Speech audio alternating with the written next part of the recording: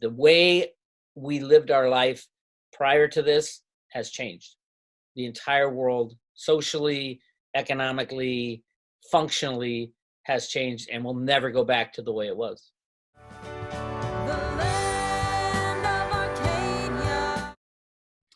Hello there, my friends. Chris Mark is here with you for Arcadia Economics, and today is the first part of an interview I did with Bix Weir. In part one, he talks a lot about Corona and what he's been seeing out there, and part two digs into silver quite a bit, so you're going to want to stay tuned for that one. But with that said, here's part one, and enjoy. Hello there, my friends. Chris Mark is here for Arcadia Economics, and as you can see, my friend Bix there, he's ready to go. Bix, I was a little concerned when I woke up. I figured there'd be nothing for us to talk about. Maybe we could just watch paint dry. Nothing going on. Nothing.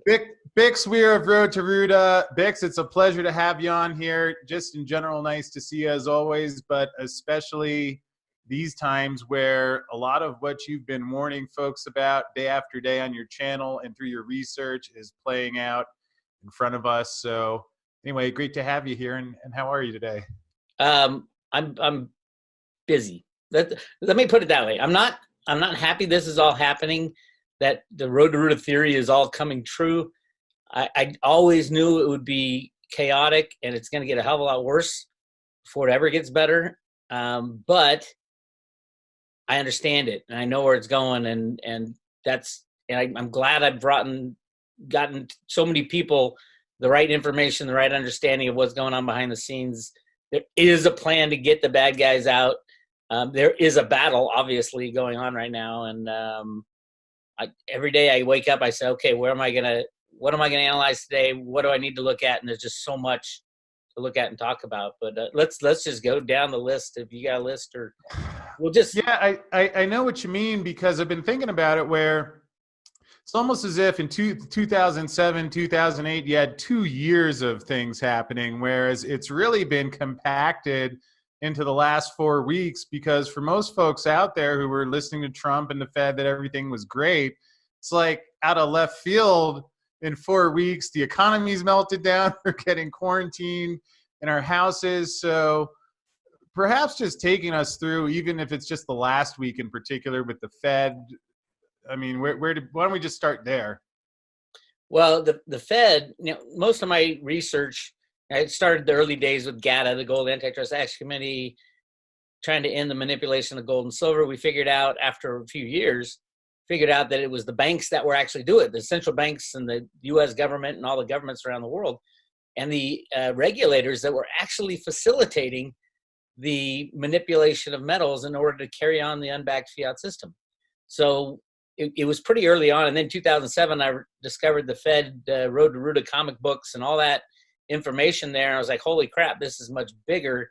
This is actually people within the Fed looking to take down the controllers, the Rothschilds, the Rockefellers, all that, and implement a new system. And then you go back and you say, okay, when did this start? How did it start? And it really all goes back to the creation of the Fed in 1913. Was all about, it wasn't about the Fed taking over. That's not why Woodrow Wilson allowed them to do that. He knew that's what they wanted. He was not a fan of these bankers, but he also knew that they had found this massive hoard of gold in the Grand Canyon, billions and billions of ounces. Back then, there was only 130 million ounces circulating in the U.S. as money, and only 200 million that was circulating in the rest of the world. So 300 million ounces, and they're finding billions and billions of ounces in the Grand Canyon. That's how they scared Woodrow Wilson into approving the Federal Reserve Act. That's why they can never go back to that system, is they knew that it would cause such chaos and destruction of the current system back then in 1913, that they said, hey, let's just rig these markets and delay it and delay it and delay it. And it's been going on for, 110 years now, that they've been too afraid to go through what we're going through right now, the destruction of the old system and the implementation of something new. There's your history lesson in a nutshell. Yeah, I mean, it's really hard to really piece all the different things happening together right now and see how they fit, where we've learned Trump says both sides of the argument, so he's got to be not telling the truth about half of it. What do you think's really going on behind the scenes? We've heard some people suggest that he's out arresting, a lot of these elites and politicians, and a lot of confusion about how real Corona is or isn't. What do you think is actually going on that we're not being told yet? Well, I do think I think Corona is real. I do think it's a bioweapon, not just some random virus that came out of a bat or whatever the original story was, which everybody's pretty much debunked. It was created and it was released on purpose. I think it's part of the battle between the bad guys and the good guys. I do think it is absolutely real. The real percentage of people dying from it would be low if you had all the hospital beds and all this stuff like that. The moment that breaks down, which for today is the 20th, it was reported that some of the London hospitals have run out of beds now, so they have to turn people away. That's when the death rate really jumps into like the 10s and 20%. Because if it's controllable and you can put people on ventilators for a month or two, everything's fine. When everybody gets it, and I do think it is, everybody will get it within the next 3 or 4 months. Even if you hunker down the best you can, all you have to do is go outside once and you say, oh, wait a minute, I'm pushing a shopping cart. On that shopping cart, the people behind me, did they take the precautions? What have they done? You're standing in line anywhere, at the store or anywhere. It's like, I'm being breathed on from every which way. So I think everybody will end up getting it. The question is, can you strengthen up, fortify your body with enough vitamin C? Chaga mushroom is supposed to be good for you. Zinc, all the things you do such that you can survive it and move forward. So yeah, I absolutely think it is part of Cliff High's data for the next 5 years. We'll be dealing with this virus stuff, and the way we lived our life prior to this has changed. The entire world, socially, economically, functionally, has changed, and will never go back to the way it was. Yeah, and it was certainly shocking that, thank you for those incredible videos you did with Cliff, especially the first part where at the end it just breaks down sobbing, which I sent to a bunch of people who were all just hit home, where it's like, the guy seems really concerned. Part of what maybe in a sense you just answered, but where I've been confused, it's like I hear the death rate was, there was 7,000 people, and the CDC, at least on their website, says 56,000 people die each year of the flu. So on one hand, either the numbers aren't right, which certainly that's always possible with the government, or it's about to get a lot more serious, or else the response seems out of place again. It's hard when you get to the point. How do you trust anything they say? What's your take? You can't trust anything they say, but at the same time, if you have a calculator, you can easily project out the amount of people that will get it, and then a percentage of them that will die, both if the healthcare system is working or if it's not working. And the argument in the beginning with this many people die from the influenza every year. The normal flu does kill people every year, but it doesn't kill them exponentially. And when you run the exponential numbers, because this virus is so easily transferred between human beings, either in close contact or leaving it on a surface or anything like that, we will all get this virus. So you run those numbers, and the numbers, they are doubling every 4 days, the amount of people who get it, which makes at a certain percentage rate will double the amount of deaths just by, it's the math. So you run those numbers and you're like, well, wait a minute, in about 2 or 3 weeks, we're going to blow by the old argument that the flu kills 56,000 people or whatever. I think it's 36,000 in the US. In a few weeks, we're going to blow by that, just because of the nature of exponential growth. Exponential goes like this, and then in the last 5 seconds of it goes straight up like a hockey stick. And just think about it: every 4 days doubling, and you run those numbers, and it's like by May there'll be 1 million people infected, and by June everyone will be affected. And because it's doubled, 1 million to 2 million, 2 million to 4, 4 to 8. And then all of a sudden in the last few seconds, bang, it's over. Everybody's got it. And then you got to calculate out how many people die from it normally. Obviously the older people and the people with chronic problems and things like that. But then with a breakdown of the healthcare system and no beds and no ventilators and no treatment, how many people are going to die? And that's when the numbers jump from 1 or 2% to 10 to 20%. And that's why China doesn't give out any numbers anymore. China at this point is decimated. And I would not be surprised if they had a death rate of 20%, which would be 1.4 billion people in China. And 20% of that is 280 million people dead. I mean, the numbers are just astronomical when you run those numbers. And that's why all of a sudden New York's shutting down. Yeah. California's shutting down. I hear this weekend, the entire state, the entire country is going to be shut down on some form of lockdown. And then it gets worse. And then it turns into some kind of military control. And then it turns into people saying, I've been cooped up for 2 weeks. I can't survive like this. I don't have any money coming in. Everybody goes out and says, I'm opening my doors for business. I don't care if I get the flu or not. And that's when the insanity comes in, and we're going to deal with this crap for 3 to 5 years. It was in Cliff's data. And, the flu comes back every year, and Cliff has it going around the world 3 times, 3 years. And then we deal with it for a total of 5 years. So, and this goes back in Cliff's data back to the 1990s, his original WebBot, the things he was looking for. He was looking for Sun Microsystems. He was like trying to game the stock market through language and all that. And it turns out he kept getting this thing called sun disease. And it was all throughout his data for 20 years.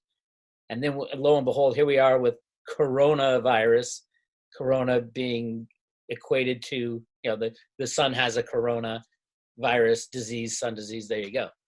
And it's playing out just like he said in his original data. And I've been reading his original reports, and I'm like, this isn't good for us for a very long time. So yeah, if you think things are extreme now with locking down New York and California, you wait until 1 million people are infected, or 2 million, or 20 million. Wait till everybody gets infected, and you'll see extreme. So that's what we're headed into. And no economic system can last very long in that environment. The banks are all done right now. It's just a matter of when they're going to declare, because no one's paying their bills because they're not working. And it's like, and China shut down. And I mean, there's so many things that are going on right now. But yeah, I keep telling myself there's got to be a silver lining here. And that silver lining would be the destruction of the old criminal system. Yeah, of course. I'll point out, is there anything silver can't do? There's got to be a way silver can fix this. And Yes.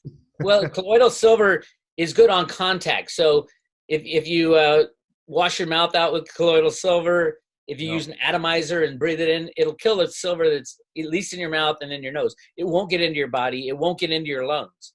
So those people saying, oh yeah, just drink colloidal silver and you'll cure the coronavirus. It's only on contact. It won't get into if coronavirus goes into your stomach, the acid kills it. The problem is you breathe it in, it gets into your lungs. And the colloidal silver isn't going in there. Even with the atomizers, it only really goes into your nostrils, partly to your throat. Yeah. And so have you been staying home pretty much? I've been on a self-imposed quarantine the last week or so since someone was, and I've been watching a lot of your videos and figured, all right, because I have traveled in case I have it, don't want somebody else to get it. Are you guys allowed to leave in California, or what's it all looking like right now? Well, yeah. Let me tell you where we are and how long has this thing been going on. It started, I think, about Monday or Tuesday. I think it was kind of soft self-quarantine. If you can work from home, and blah, blah, blah. And then Gavin Newsom said, okay, we're going to go. It was first San Francisco and the like 5 counties within the San Francisco area. My house was one of them in those counties. Was okay, we need to not go to work. And it was very soft rules. They were saying, and they said till April 7th. So everybody's like, well, what am I going to do? Okay, I'll call it a 2-week vacation. And at first it was people were kind of going out. And I've noticed recently, now that more counties are doing it, and now Gavin Newsom has said all of California is doing it, You slowly look, and at first there was a lot of people out, walking their dogs around the street, joggers. I'm like, I didn't even know this many people lived in my neighborhood. And then it's like more, hey, you got to keep 6 feet from everybody. The rules are getting a little stricter, less people out on the street. I think that, all the essential stuff is open, and all the restaurants have takeout, which was kind of fun for them for a little bit. But now people are starting to say, well, this is the real deal. When it comes to April 7th, I think is the day originally they said is all you'll have to hunker down for. When that comes and goes, which it will, because things will be so much worse by then, that's when you're going to start to see people saying, screw this. This is not how I'm going down. I'm going to get out there. I'm going to open my business. Anybody who wants to come to my restaurant can come. Screw the government. I don't give a shit. They're not giving me any money. I have to feed my family too. And there's people in the community. So everybody's going to be infected. You're going to get it anyway. And so, yeah. And will the banking system even stay afloat between now and April 7th? That is a gigantic question mark, because they're all leveraged. They're all in a fractional reserve system. They lose $1, they lose 10. So it's great going up, because every dollar you make, you're gonna make 10 more on the creation of more money. When it comes down, you are destroyed if it goes down 10%. And behind the scenes, it's so bad. But they know it's unrecoverable. Even though the Fed has pumped out trillions, it'll do nothing. It isn't really a monetary issue. Yes, the banks think money can solve everything, and the industries are saying, we need a bailout for the airline industry, the travel industry, the restaurant industry, the liquor industry, the car industry, the oil and gas, and we need a bailout for everything. It's not a monetary issue. It's the end of the just-in-time delivery system. China is not and will not open up trade with the United States ever again. Trump has assured that, with him calling it the Chinese virus. And they know exactly what's going on. They don't need the United States at all, because they have they had 1.4 billion people they could use as customers. Now they probably got, a portion of that they have as customers. They don't need the United States, but then the United States needs them to make our products and our medical, all the medicines come from China. I didn't know that until a couple weeks ago when all this started. I'm like, holy crap, we have no medicine, no aspirin even very soon. So yeah, things are going great. How are you? Yeah, it reminds me of that old line. Other than that, how did you enjoy the play, Mrs. Lincoln? So that's a good one. I mean, it's actually kind of interesting in the sense that maybe this will force the U.S. manufacturing base to be revived, because, and that's one of the things I've thought about when I learned of how some of the Austrian scholars, even back in 2008, 2009, were saying if you let free market function, these things could be healed. And, if we have people starving and don't have food, but there's a lot of unemployed people, I like to hope that we'll have some government out of the way and let some free markets function here and hopefully end up with a good outcome. So that was part 1 of my interview with Bix. Go ahead and hit that subscription button and the notification bell so you'll be notified as soon as part 2 is posted, where we dig into silver and some other fun stuff. So with that said, enjoy, and I will see you soon.